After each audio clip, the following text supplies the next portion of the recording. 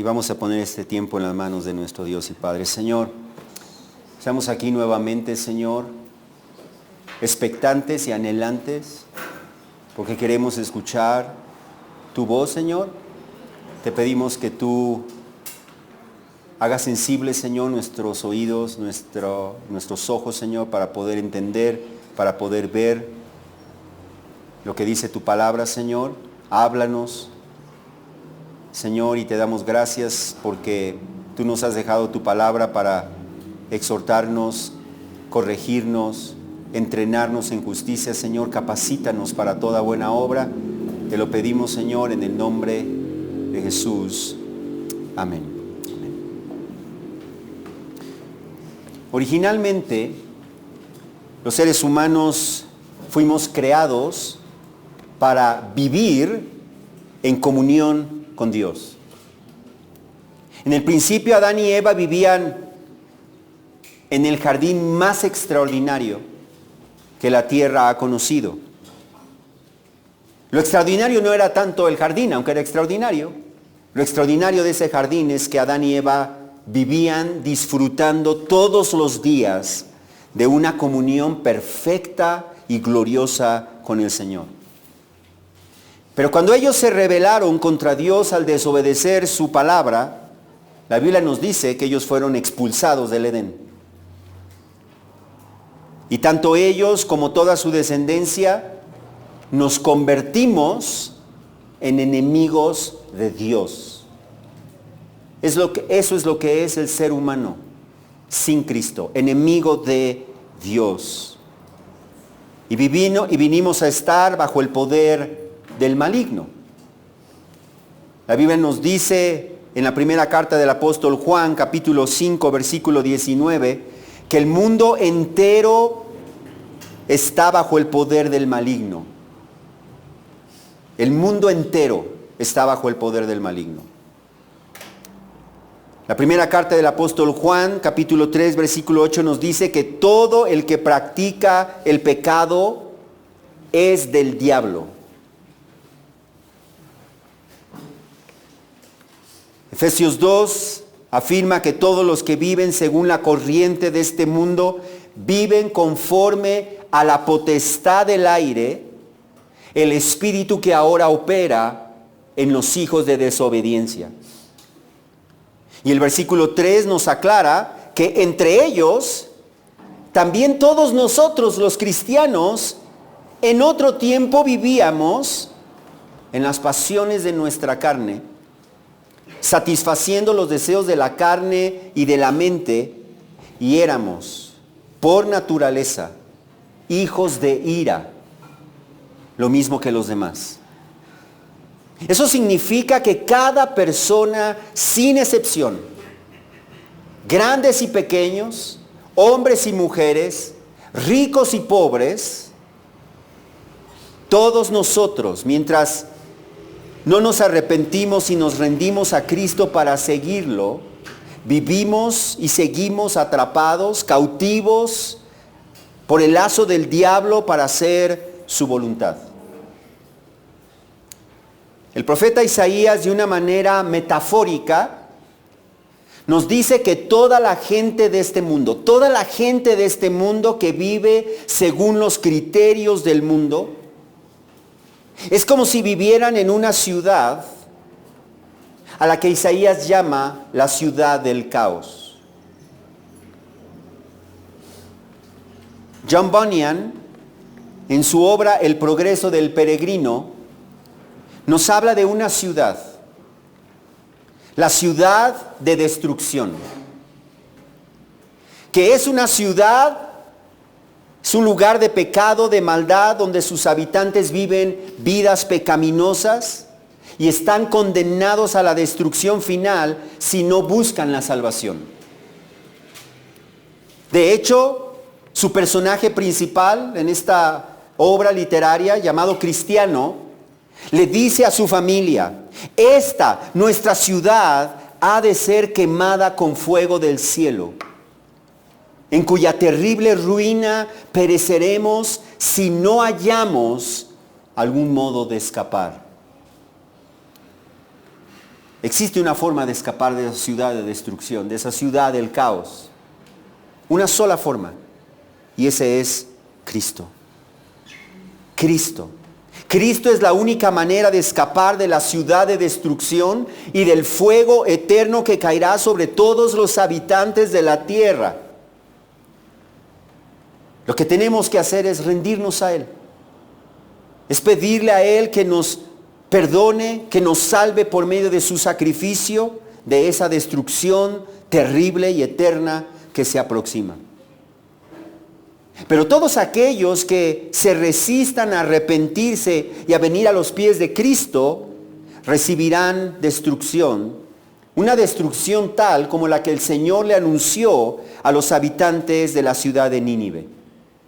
Podríamos decir que Nínive sería otro nombre que representa de manera simbólica a esa ciudad del caos, a esa ciudad de destrucción. Nínive era una ciudad hermosa. Si pudiéramos viajar en el tiempo para ver la ciudad de Nínive, Nínive era una ciudad hermosa. Pero nuestro texto nos presenta a Nínive como una mujer que atrae, seduce y engaña a las naciones para que se unan a ella, así como el mundo atrae, seduce y engaña a las personas que viven para satisfacer los deseos de su carne y de su mente. Pero nuestro texto nos enseña que quienes vivan según la corriente de este mundo, quienes quieran vivir en la ciudad simbólica de Nínive, recibirán el mismo castigo que sus habitantes recibieron. En el tercer y último capítulo del libro de Nahum que nosotros vamos a estudiar en esta mañana, veremos en primer lugar la destrucción venidera, en versículos 1 al 7, y en segundo lugar la certeza de esa destrucción, en versículos 8 al 19. La destrucción venidera y la certeza de esa destrucción. Comenzamos con la destrucción venidera. Nuestro pasaje comienza con un ay. Comienza con un anuncio de juicio inminente, diciendo, ay de la ciudad sanguinaria, toda llena de mentira y de pillaje, que nunca cesa en su rapiña. La expresión ay tiene varios significados, varias implicaciones. Puede ser una expresión de lamento. Pero en este caso no es una expresión de lamento o de tristeza, más bien es un anuncio del juicio que estaba a punto de caer sobre la ciudad de Nínive, a la que llama la ciudad sanguinaria. Toda llena de mentira y de pillaje, que nunca cesa en su rapiña. Esa es la descripción de esa ciudad.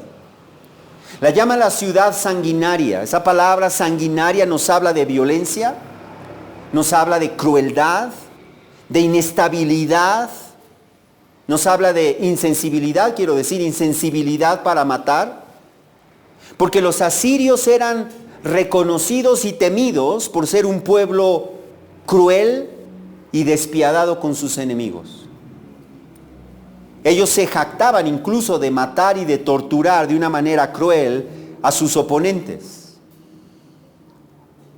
El rey asirio Salmanasar III, que reinó entre los años 858 y 824 a.C., una vez dijo lo siguiente, hablando de sus enemigos: maté a sus guerreros con la espada, en el foso los amontoné, cubrí la amplia llanura con los cadáveres de sus hombres de combate, teñí las montañas con su sangre, levanté pilares de cráneos frente a su ciudad.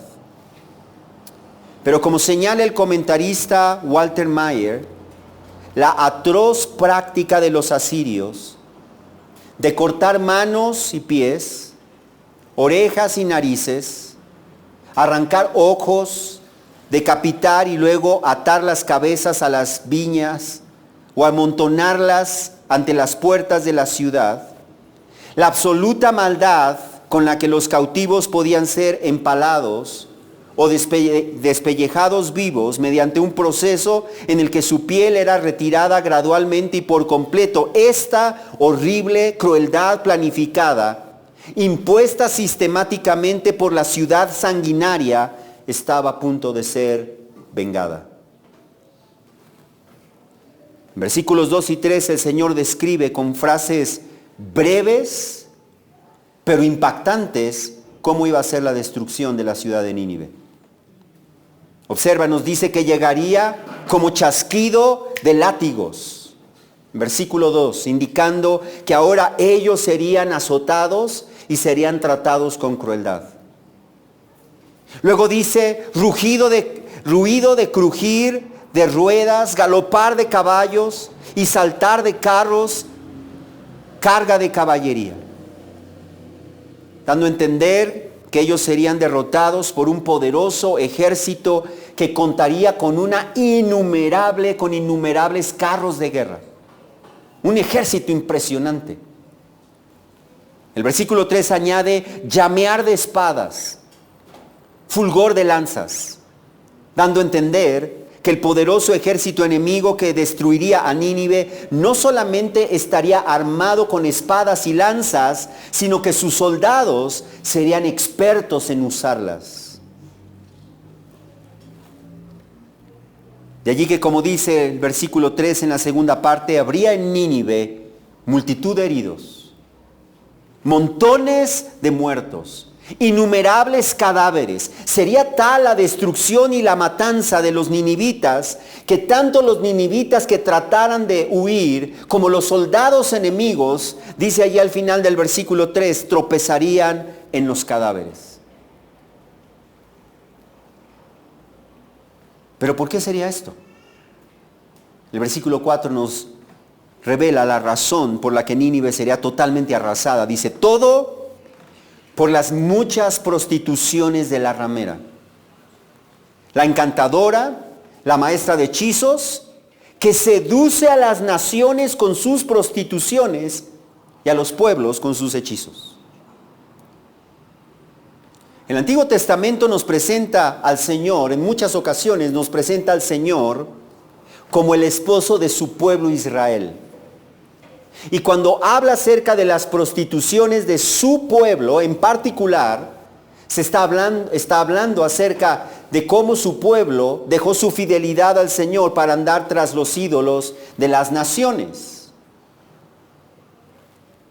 Sin embargo, en el caso de Asiria, que no era el pueblo del Señor, que no era la esposa metafórica del Señor como Israel, su prostitución no era su idolatría, aunque ellos eran idólatras. Su prostitución era su práctica, como nos dice el texto, su práctica de seducir a las naciones con promesas de prosperidad, con promesas de protección, si ellas se aliaban con ellos. Si esas naciones se unían a Siria. Y por eso dice allí que Asiria era la maestra de hechizos, que seducía a las naciones con sus prostituciones y a los pueblos con sus hechizos.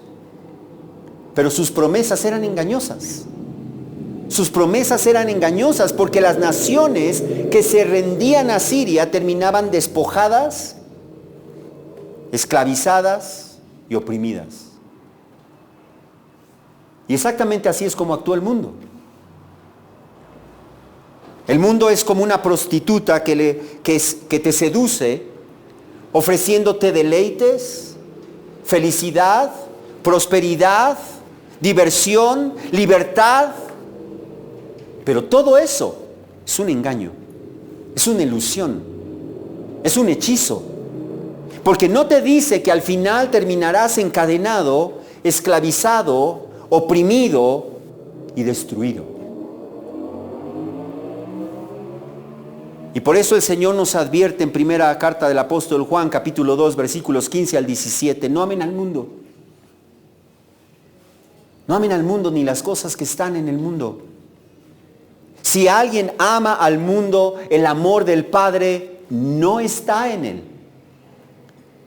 Porque todo lo que hay en el mundo, la pasión de la carne, la pasión de los ojos y la vanagloria de la vida, la arrogancia de la vida, no proviene del Padre, sino del mundo. Y el mundo pasa, y también sus pasiones, pero el que hace la voluntad de Dios permanece para siempre.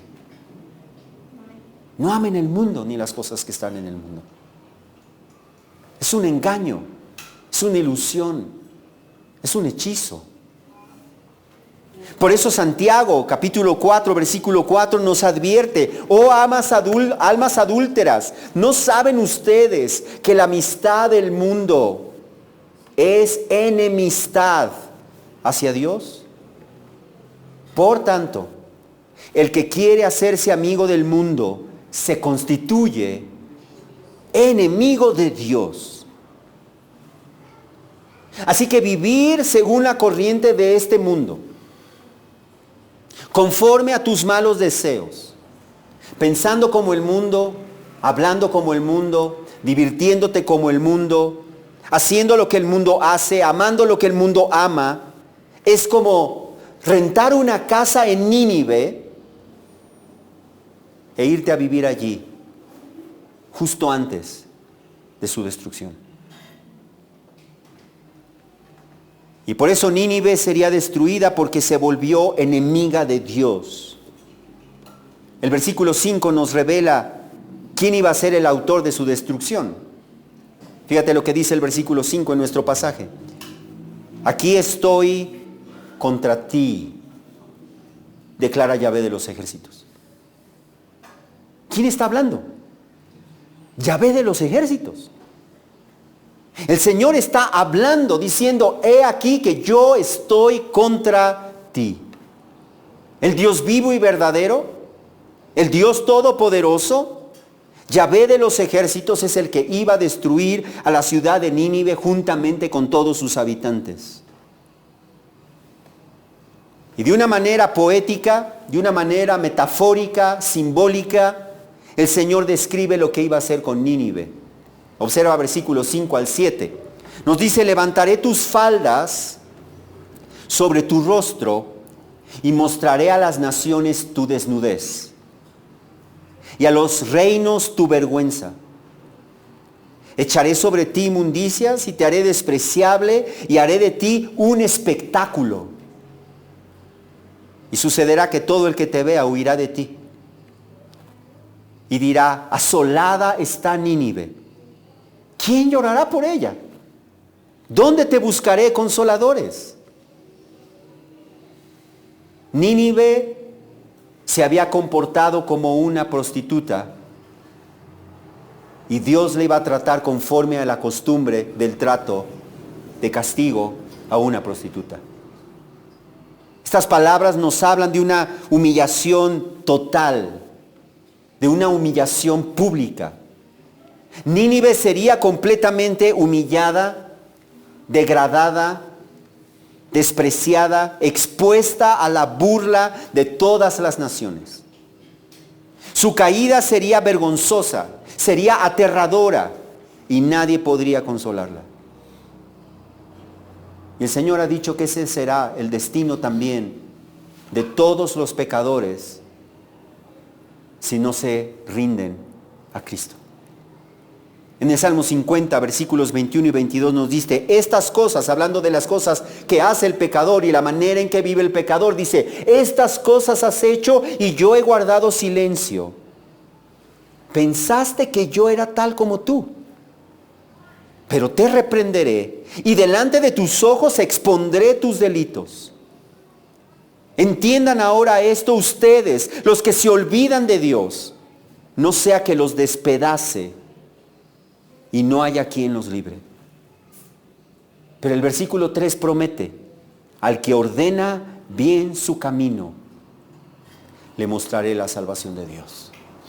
Amén. ¿Te das cuenta del contraste?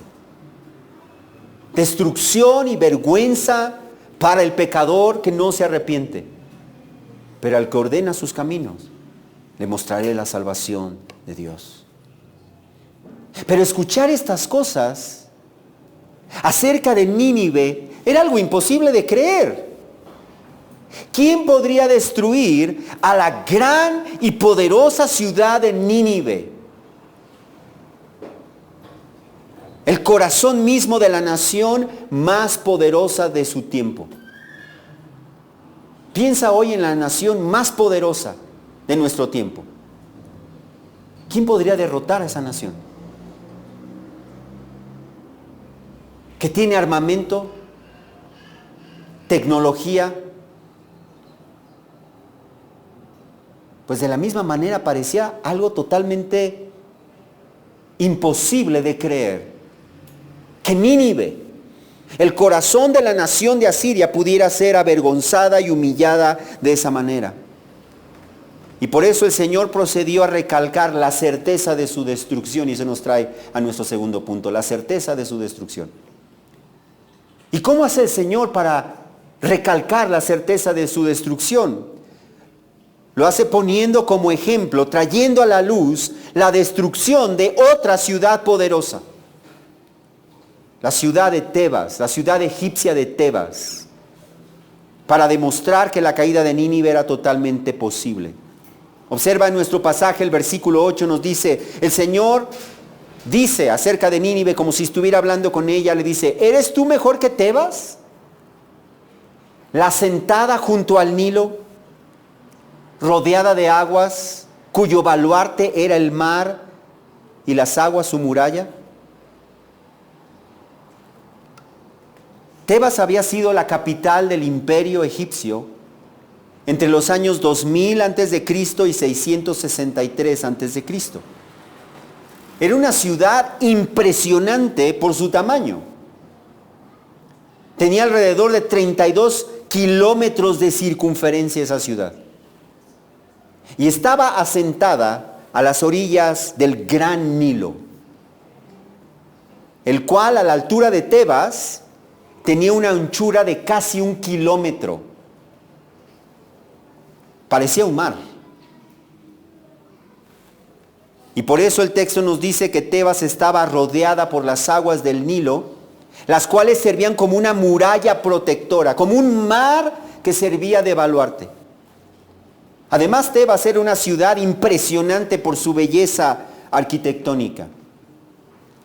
El versículo 9 añade que Etiopía era su fortaleza, también Egipto, y no tenía límite. Fut y Libia estaban entre los que la ayudaban. Eso quiere decir que Tebas estaba rodeada por naciones aliadas que la protegían de cualquier intento de invasión extranjera. Pero aún con todo eso, Tebas fue derrotada por los asirios en el año 663. El versículo 10 de nuestro pasaje nos dice, sin embargo, ella fue desterrada, llevada al cautiverio. También sus niños fueron estrellados en todas las bocacalles. Sobre sus nobles echaron suertes y todos sus príncipes fueron atados con cadenas. Estas palabras nos describen el terrible final de aquella poderosa ciudad de Tebas. Literalmente sus niños fueron masacrados sin piedad. Muchos de sus habitantes fueron asesinados y muchos otros más fueron encadenados y llevados al exilio, incluyendo a sus nobles, sus poderosos. Así que entonces, si Tebas, con todo y sus impenetrables murallas naturales, que eran mucho más seguras que las murallas de Nínive, y con todas sus infranqueables defensas militares y los aliados que tenía, fue derrotada por los asirios, entonces también era posible que la poderosa Nínive cayera y que fuera derrotada. Y entonces el Señor trae y aplica esto a Nínive, hablando de su destrucción. El Señor le dice a Nínive en versículo 11, tú también quedarás embriagada, estarás escondida, tú también buscarás refugio del enemigo. Una persona que está embriagada tiene los sentidos adormilados y es torpe para defenderse a sí misma de un agresor, pues de la misma manera tampoco Nínive sería capaz de defenderse del destructor que caería sobre ellos. Ellos beberían de la copa de la ira de Dios. Sus habitantes correrían de un lado para otro, indefensos, aterrados, confundidos, buscando en vano dónde esconderse. Pero no encontrarían un lugar seguro donde refugiarse del ataque de sus enemigos despiadados. Sus defensas serían las primeras en caer. Observa el versículo 12.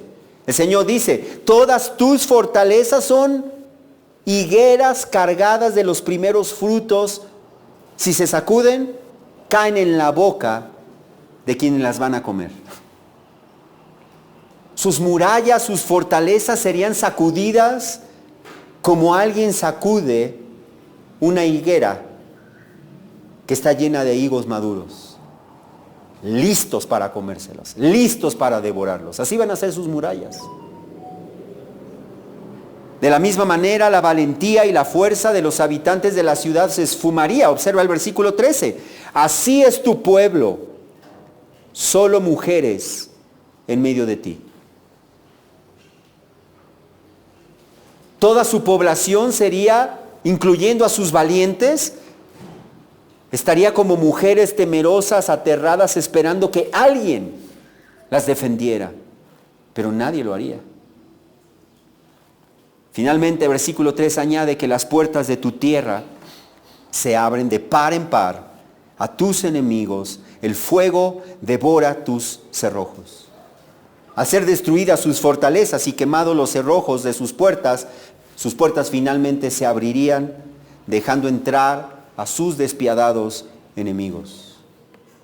No solamente eso, sus recursos serían insuficientes. Observa el versículo 14. Abastécete de agua para el asedio, refuerza tus fortalezas, métete en el lodo, pisa el barro, toma el molde de ladrillos. Le dice eso porque cuando un ejército enemigo se acercaba para invadir una ciudad amurallada, ¿qué es lo que hacía esa ciudad? Pues cerraba sus puertas para que no pudieran entrar. Y entonces lo que hacía el ejército enemigo era rodear esa ciudad para que nadie pudiera salir y nadie pudiera entrar. Y literalmente se morían de hambre, se morían de sed si no se abastecían antes de que llegara el enemigo. Y por eso el Señor le dice, abastécete de agua. Abastécete de agua, de tal manera que ellos pudieran tener para resistir el asedio del enemigo. No solamente eso, les dice también que reforzaran sus fortalezas, haciendo lodo y pisando el barro para hacer ladrillos, de tal manera que pudieran usarlos para reparar y reforzar rápidamente por dentro de la muralla cualquier punto de la fortaleza que hubiera sido debilitado o dañado. Pero todos esos esfuerzos serían en vano, totalmente inútiles. Porque nos dice el versículo 15, allí te consumirá el fuego, te destruirá la espada, te devorará como el pulgón. Estas metáforas nos hablan de una destrucción que sería total. Sus enemigos iban a arrasar con ellos. La espada de sus enemigos iba a ser como la invasión del pulgón a los cultivos. El pulgón es un insecto en la etapa del desarrollo de la langosta que ya es capaz de devorar los cultivos.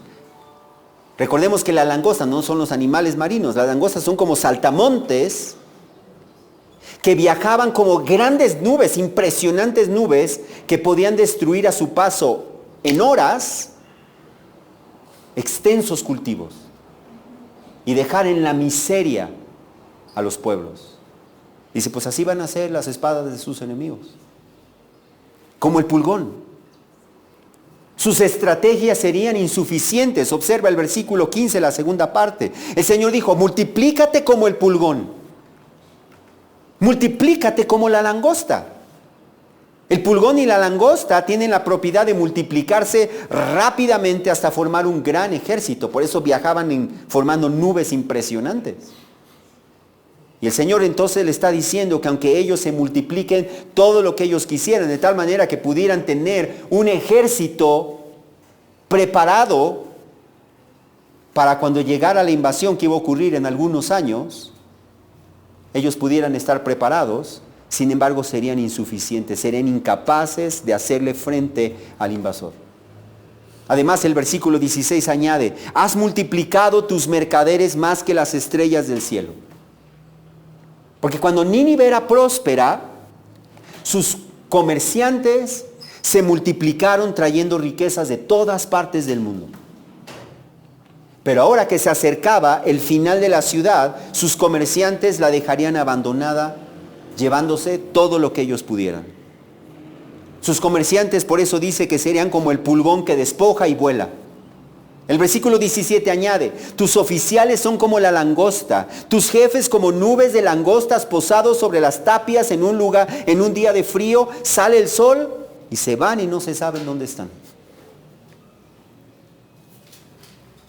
La Nueva Versión Internacional traduce ese versículo diciendo, tus dignatarios son como langostas y tus oficiales como insectos que en días de frío se posan sobre los muros, pero que al salir el sol desaparecen y nadie sabe dónde hallarlos.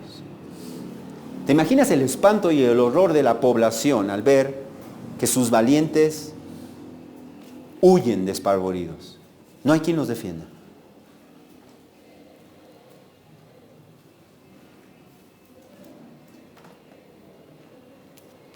Pero sus gobernantes morirían también. Observa el versículo 18. Duermen tus pastores, oh rey de Asiria. Tus nubes reposan. La palabra pastores es una expresión metafórica que se usaba para referirse a sus líderes y gobernantes que le ayudaban al rey a gobernar su reino. Dice, todos ellos duermen.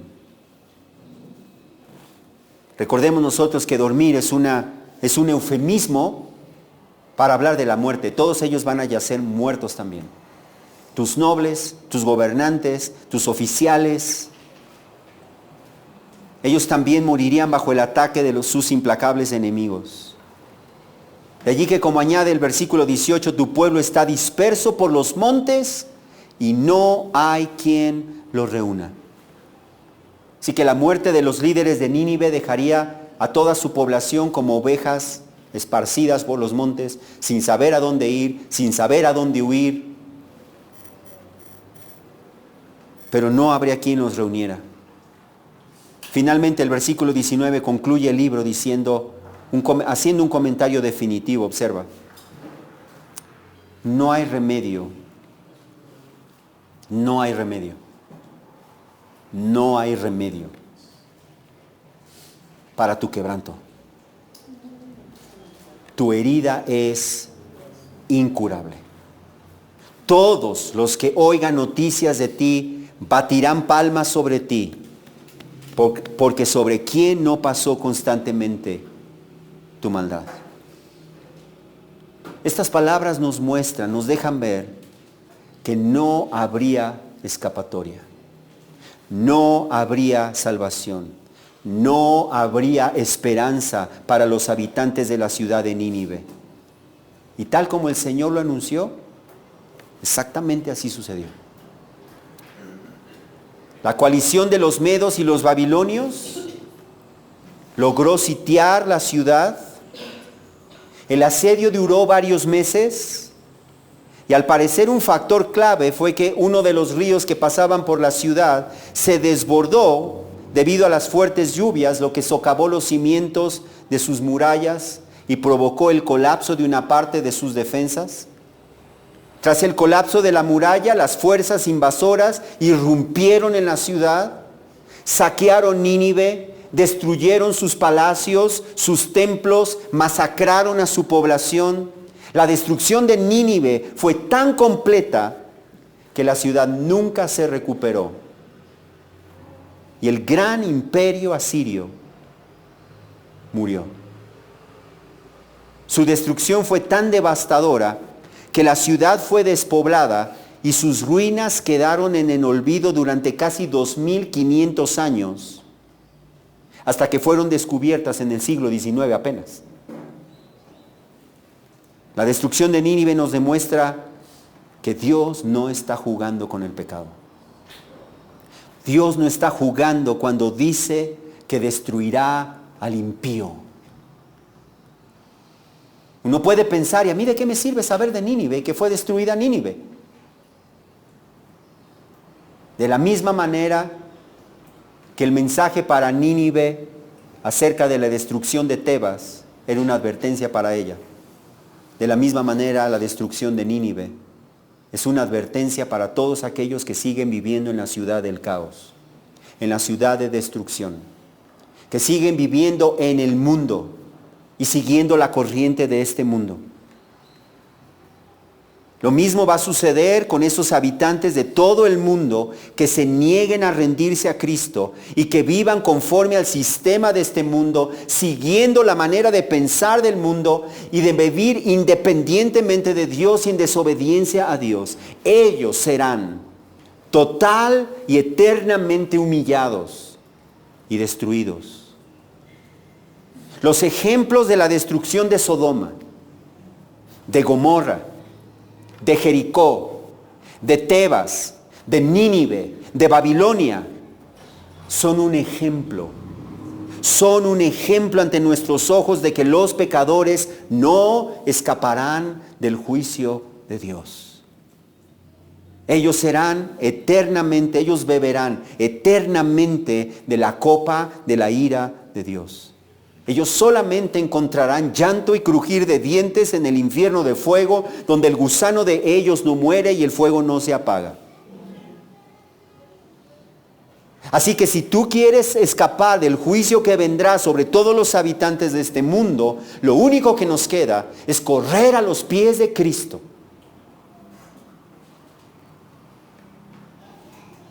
Es reconciliarnos con Dios, reconociendo que el sacrificio de Cristo es el único que puede librarnos de la ciudad de destrucción. Es hacer lo mismo que hizo Cristiano en la obra de John Bunyan. Huir de la ciudad de destrucción. Salir de este mundo, no en el sentido de huir y escaparnos a una montaña, sino en el sentido de no vivir conforme a la corriente de este mundo. O de otra manera, sufriremos exactamente el mismo fin que sufrirán todos los habitantes de este mundo que se nieguen a rendirse a Cristo para seguirlo. Amén. Hebreos 3, versículos 12 al 14 nos advierte, fíjate bien, a los que ya estamos en la iglesia. Nos advierte, tengan cuidado, hermanos. No sea que en alguno de ustedes haya un corazón malo de incredulidad para apartarse del Dios vivo. Antes exhórtense unos a otros cada día, mientras todavía se dice hoy. No sea que alguno de ustedes sea endurecido por el engaño del pecado. Porque somos hechos partícipes de Cristo si es que retenemos ¿hasta dónde? ¿Hasta cuándo? Hasta el fin. El principio de nuestra esperanza. Y Santiago 4, versículos 8 al 10 nos anima, acérquense a Dios y Él se acercará a ustedes. Amén. Limpien sus manos, pecadores, y ustedes de doble ánimo purifiquen sus corazones. Aflíjanse, lamentense y lloren. Que su risa se convierta en lamento y su gozo en tristeza. Humíllense en la presencia del Señor y Él los exaltará. Así que entonces no podemos vivir como la gente de este mundo y pensar que escaparemos de la destrucción que tendrá este mundo. Si nosotros vivimos conforme al mundo, dice el apóstol Pablo, moriremos como el mundo. Si nosotros nos mudamos a la ciudad de destrucción, a la ciudad simbólica de Nínive, no pensemos que vamos a escapar del juicio de Dios. Pero si nosotros ya hemos creído en Cristo, entonces hemos sido trasladados del reino de las tinieblas, de la ciudad de destrucción, a una nueva ciudad. A una nueva ciudad. En donde podemos gozarnos de que no seremos destruidos.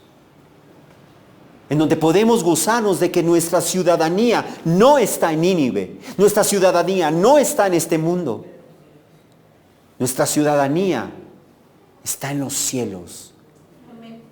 De donde esperamos ansiosamente que venga nuestro Salvador. Y por eso debemos vivir poniendo nuestra mirada, no en las cosas de este mundo, que será destruido, sino en las cosas de arriba, donde está Cristo, sentado a la diestra del Padre. Y Él vendrá por su pueblo, Él vendrá por su iglesia, y Él se llevará a aquellos que creyeron genuinamente en Él y que vivían anhelando su venida. Y quien tiene esta esperanza, dice el apóstol Juan, quien tiene esta esperanza, se purifica a sí mismo, así como también Él es puro. Así que no nos amoldemos a este mundo, no sigamos la corriente de este mundo. Dediquémonos a trabajar en nuestra salvación, ocupándonos en nuestra salvación con temor y temblor, en lugar de desperdiciar nuestra vida. Porque nos espera una ciudad celestial. Una ciudad cuyo arquitecto y constructor es nada menos que Dios. Vamos a orar. Padre, ayúdanos.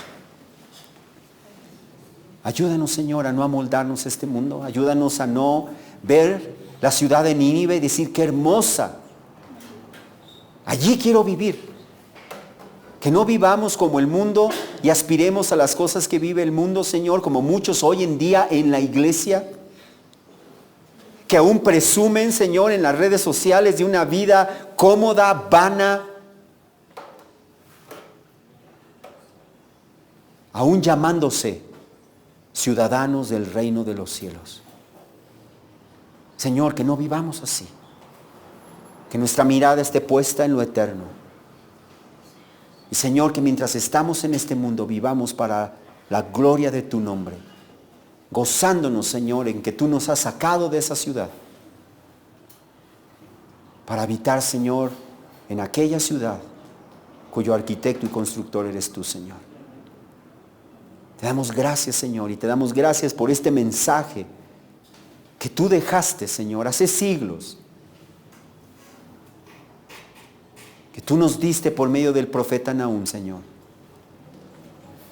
Que vivamos una vida diferente con la ayuda de tu Espíritu, Señor.